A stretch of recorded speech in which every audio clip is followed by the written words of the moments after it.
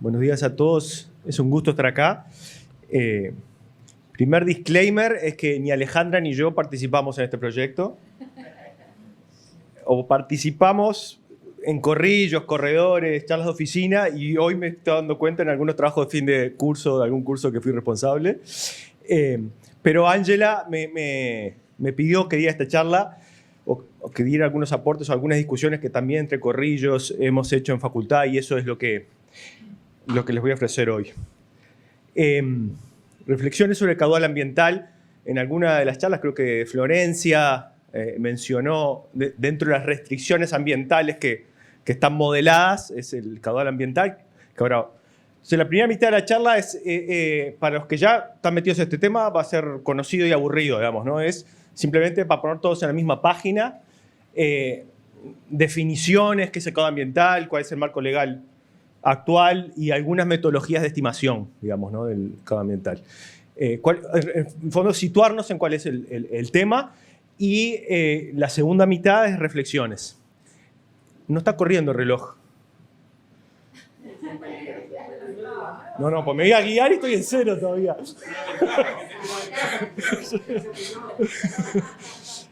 No, pero saltó uno. No estaba en la pantalla, pero no estaba corriendo.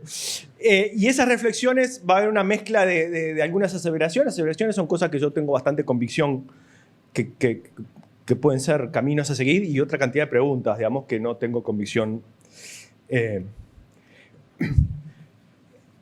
La aplicación de caudales ambientales, que paso a definir después, es reconocida mundialmente como una herramienta de gestión integral de recursos hídricos. Esto hay que darlo como un dato de la realidad, que es algo que hay que trabajar y hay que caminar y hay que crecer, digamos. Eso es claro, digamos, ¿no?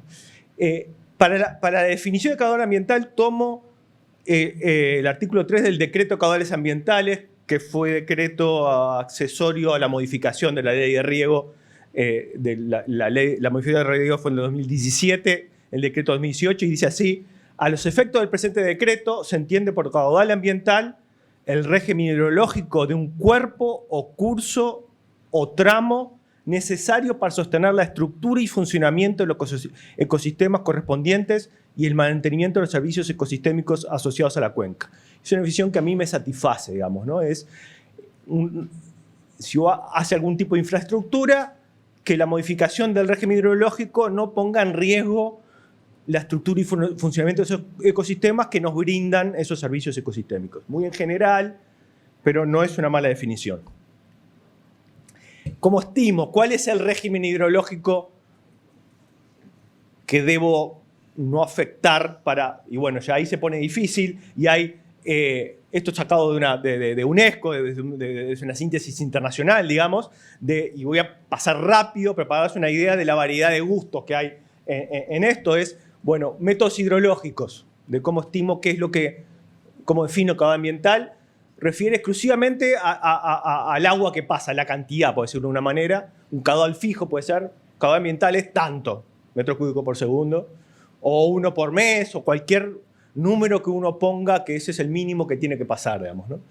Métodos hidráulicos pueden, aparte del caudal, pueden referir a, depende de la sección del curso, cuán ancho es el curso, cuán profundo es el curso, cómo es el perímetro mojado, etc. Es parecido a hidrológico, pero con otras variables que simplemente la cantidad de agua que pasa.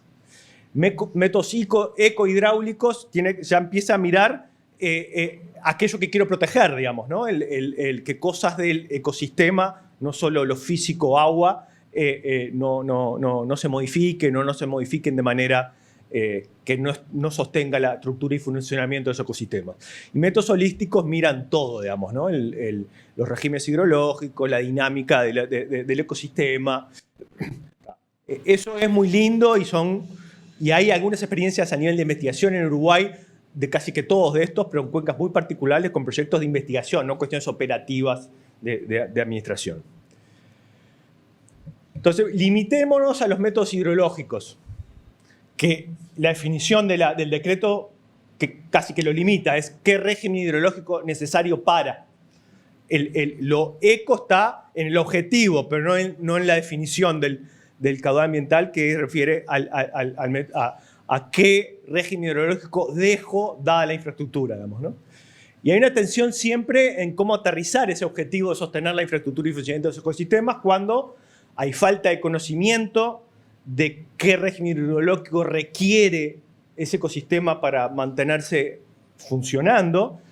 Hay falta de información y por más que hubiera información y conocimiento, uno no puede diseñar una cosa que no puede controlar de ninguna manera. Entonces las tensiones son falta de conocimiento de cómo funciona el asunto, falta de información si supiera cómo funciona y falta de capacidad de control si supiera cómo funciona y tenga información para diseñarlo. Y esa tensión está subyacente hasta el final de la charla, no la voy a resolver, digamos, es parte de la vida, digamos, ¿no? Entonces, en el decreto ese más abajo, propone metodologías de estimación transitorias, digamos, mientras se implementa una guía que tuvieron el error de ponerse un plazo muy corto, que ya pasó hace tiempo y la guía no salió. Y yo voy a hacer una especie de crítica, pero no por el hecho de criticar, voy a criticarla, pero no podría proponer algo mucho mejor, o sea que es simplemente, dadas las dificultades, propusieron algo, digamos, pero simplemente como punto de apoyo a la reflexión, no por el hecho de dar palo por dar palo. Es una determinación provisoria, es la ley que aplica hoy, digamos, ¿no? Y voy a ir resaltando de a pedacitos para no hablar todo en conjunto. Refiere a cursos o cuerpos de agua superficial y tramos, o sea que en un tramo puede ser distinto que en otro tramo. Y abajo dice el Ministerio de Vivienda, ahora es el Ministerio de Ambiente, en aquel momento era el BODMA, establecerá los criterios para definir si un curso o cuerpo de agua superficial es permanente, porque solo aplica a los permanentes. Entonces ya entra la distinción de qué es permanente o qué no es permanente. Si uno fuera a dilucidar esa distinción en el minuto nada es permanente, porque hay un solo curso de agua en Uruguay que hoy no puedas caminar sin mojarte las alpargatas, digamos. Pero entonces ya plantea una dificultad que es inherente a lo que tenemos entre manos. Pide 20 años de observaciones o en su defecto capacidad de modelación, que es lo que dice, no lo voy a leer entero el párrafo de abajo. Entonces, ¿cómo tenés que encarar esta definición de régimen hidrológico para el cambio ambiental? O tenés 20 años de datos o modelás. Y ahí ya nos aparece una dificultad de capacidad de observación, que ya fue reclamada por el amigo Raúl más temprano, y de modelación con las dificultades que ya en la charla de la mañana surgieron. Pero tienen que decir algo, porque si estás en administración tienes que poner una regla, digamos, y esa es la regla que voy a criticar en sentido sano para intentar superarlo, porque no hubiera podido decir algo. Entonces, para los embalses, lo que se pone es el caudal con 60% de probabilidad de excedencia. Ahora voy a poner una gráfica, la única gráfica técnica para definir qué es caudal de excedencia para aquellos que no están familiarizados, y en las tomas de agua el 80%. O sea que vos haces una infraestructura, embalse o toma, y tenés que garantizar que el caudal que sigue escurriendo es el 60 o el 80% de excedencia según sea el caso. Esa es una curva de permanencia de caudales, X de una cuenca X, que tiene caudales en escala logarítmico en el eje de ordenadas y tiene frecuencia de ocurrencia ya mostró Florencia una gráfica en estilo. Entonces uno define qué caudal está garantido o permanece 75% del tiempo. Por ejemplo, o el XX% del tiempo. Creo que el botón no anda. Ah, sí. Entonces, 75% cruzo. Este es el caudal, el que leo de este lado, es el caudal que un 75% está ese o mayor. Y entonces, para este lado están los estiajes y para este lado son caudales mayores y acá los caudales pico. Esta gráfica no corta el eje. O sea, acá este es un curso permanente en que nunca hay cero caudal. Eso depende cómo lo midas, porque aparte las capacidades de medición en Uruguay de los caudales mínimos, las capacidades de medición en Uruguay están pensadas para caudales medios, no para caudales mínimos. Los caudales mínimos no están bien medidos en Uruguay y la mayoría de los caudales, sobre todo los caudales donde hay embalses, que ahora vamos a ver esa problemática, toca el eje de las X antes de llegar al 100, digamos, ¿no? Entonces, lo primero es, y lo dice la ley, determinación de tramo o cuenca relevante a proteger el funcionamiento de sus ecosistemas. ¿Cuál es el tramo que yo quiero proteger? Entonces, un primer paso sería, en el diseño legal y técnico de presentaciones, bueno, ¿cuál es el tramo en cuestión que yo quiero proteger? No el punto de cierre donde está el régimen hidrológico, sino lo que está aguas abajo que yo quiero proteger. Entonces, les planteo no sé cuánto se ve, una slide para no tomarme problemas, es en Brasil esto, porque no vaya a ser que este es el río Cuarém, o sea que este es el pegado al río Brasil, y ahí hay, la cantidad de embalses que hay en Brasil es, para los que conocen, es mucho más, un orden de magnitud más que la nuestra, entonces uno puede mirar esta imagen mucho, pero yo les voy a señalar algunos. Por ejemplo, ese embalse que está ahí. Ese embalse que está ahí. ¿Cuál es el curso que ese embalse, que la regulación sobre ese embalse está pensando para definir el caudal ambiental en ese embalse? ¿Es ese curso que está en rojo, que va de acá, del cursito La Cañada, que está ese embalse, hasta este otro curso, o es este otro, que va desde de la confluencia de La Cañada a este arroyo hasta el río Cuarém, o es el río Cuarém? Entonces, y uno mira la cantidad de coyunturas que hay, si mira otra vez, es unos tramitos de 10 metros hasta algo, y eso algo al que llega. ¿Todavía es pertinente el impacto del embalse sobre ese curso? ¿Es un orden de magnitud más grande? ¿Es dos órdenes de magnitud más grande? ¿Tiene sentido seguirlo considerando?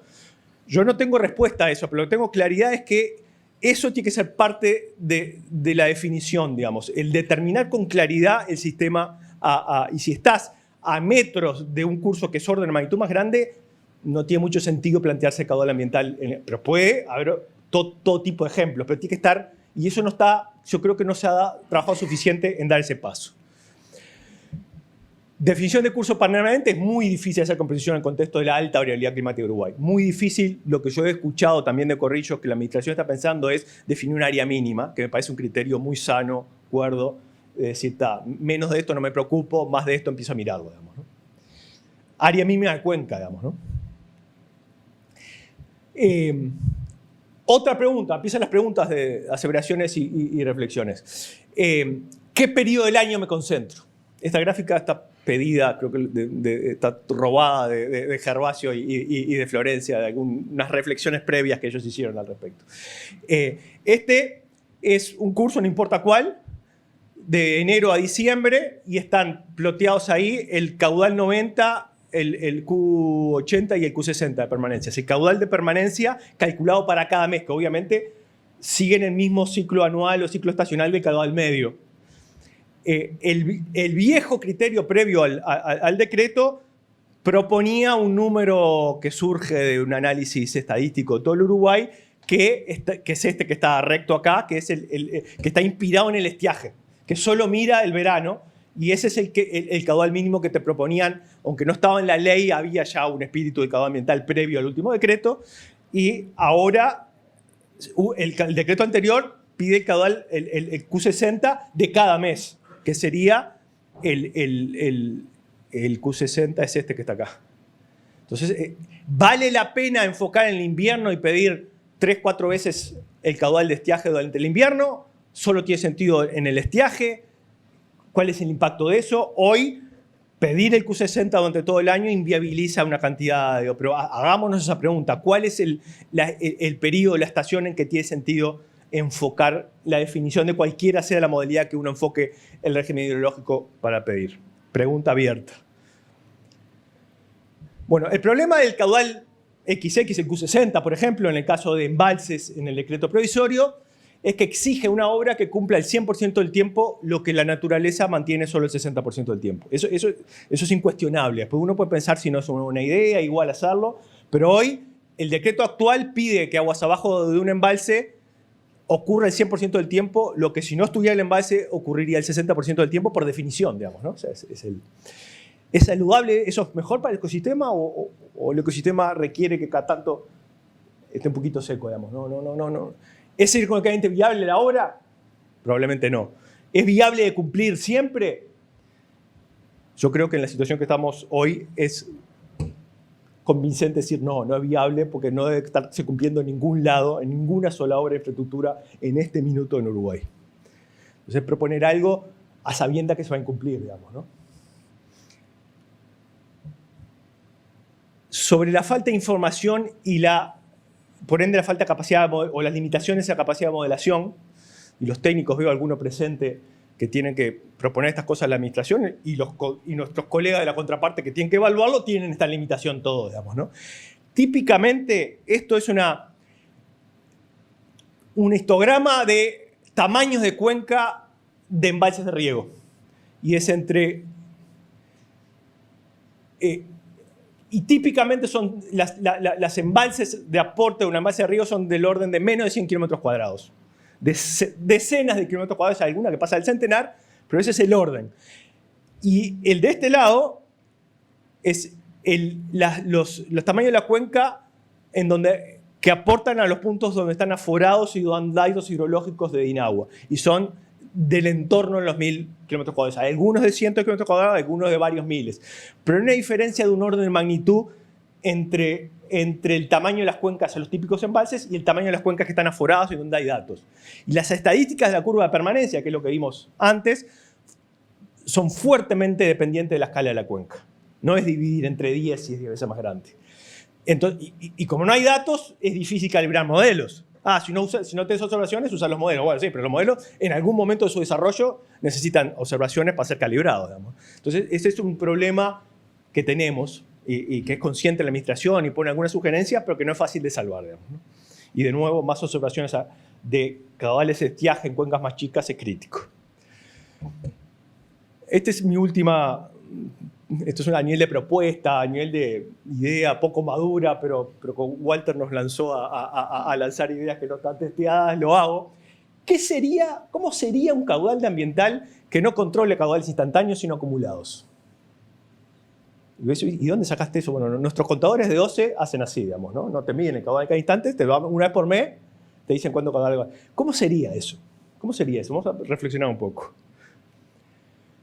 Por naturaleza, integra en el tiempo, como integra el sensor que integra en el tiempo que existe porque acumula y a veces estaba cerrado, a veces estaba abierto, lo cual parece más apropiado para el objetivo que persigue, digamos, ¿no? Que tal vez no le interesa el caudal instantáneo, sino bueno, en el promedio entre picos y ausencias, ¿qué pasó? ¿Cómo acumuló, digamos? Yo siempre tengo temor que algún día se les ocurra esto a los que controlan la velocidad. Porque tardar ahí a frenar, pero si te controla la velocidad entre el tiempo que demoraste entre llegar del peaje 1 al peaje 2, estás muerto, porque, o sea, distancia dividido tiempo te da la velocidad media y ahí no hay engaño posible, tenés que ir a la velocidad todo el tiempo, no hay forma. Bueno, esto es un poco lo mismo, digamos, ¿no? La crítica, pues eso es muy difícil de controlar. Es muy difícil, sí, es muy difícil de controlar, pero no es más difícil que lo actual. No es más difícil que lo actual, porque lo actual es ir a ver, pero ¿quién va a ver? Bueno, si no hay nada remoto que va a la nube, ni nadie que pueda ir a ver, no puedo controlar nada que propongas. Pero esto no es más difícil que lo otro, en realidad es más fácil, porque no tenés que estar vigilando cada tiempo, integrás y técnicamente los contadores de OCE funcionan así, digamos, ¿no? Por acumulados. Entonces, esa no es un problema ese, eso será más, pero no es más difícil. Yo creo que es más fácil, pero no es más difícil. Claro, lo que dificulta es el diseño, pero no el control. Bueno, ¿cuáles son los periodos de control? ¿Integrado en cuánto? ¿En la temporada, en la zafra, en el estiaje? ¿Periodos más cortos? ¿Y cómo determino los acumulados? Decía, ya no es el Q60. Es esa no integración de QQ, pero que contiene la variabilidad dentro de ese periodo de monitoreo. ¿Cómo defino ese umbral? Eventualmente puede ser variable al año. No le vas a pedir ahora el Q60 a nadie, porque si no hubiera ningún embalse no habría ni cerca el Q60 en ningún lado. Entonces puede incorporar esa variable. Puede incorporar cómo te comportaste años anteriores o el periodo anterior, cual que sea el periodo que regule. Si semestre pasado o el periodo pasado o el bimestre pasado o cualquiera sea la escala, estás pasado, entonces tenés crédito. Y eso es difícil, pero es difícil en el diseño. Una vez que lo diseñaste, y el diseño se hace una vez. Una vez que lo diseñaste, tal vez no es tan difícil. Me queda un minuto. Dije que voy a hacer un solo comentario fuera de esta charla. Varias veces se enfatizó hoy la importancia de mantener grupos humanos y grupos... Sí, pero Luis dijo que se jubiló. Florencia se cambió 2 veces. El otro cambió de trabajo. Yo me fui. Rafael Navas no está más Iña. Lo que hay que mantener es el sostén institucional de los grupos. Porque la gente cambia de lugar para que estas cosas continúen. Tiene que haber compromiso institucional conocido. Recién el Chopo me dice, no, CAF quiere ir a hablar de unos temas que yo hablé 1000 veces con CAF hace 10 años. Pero claro, haber circulado la gente en CAF, eso quedó perdido en la nada, digamos, ¿no? Es importante, y ahí el grupo SWAT es uno de los primeros ejemplos que yo conozco que hay un esfuerzo en instituciones de arraigar las instituciones y no las personas nos cambiamos, nos mudamos, nos dedicamos a otra cosa. Muchas gracias.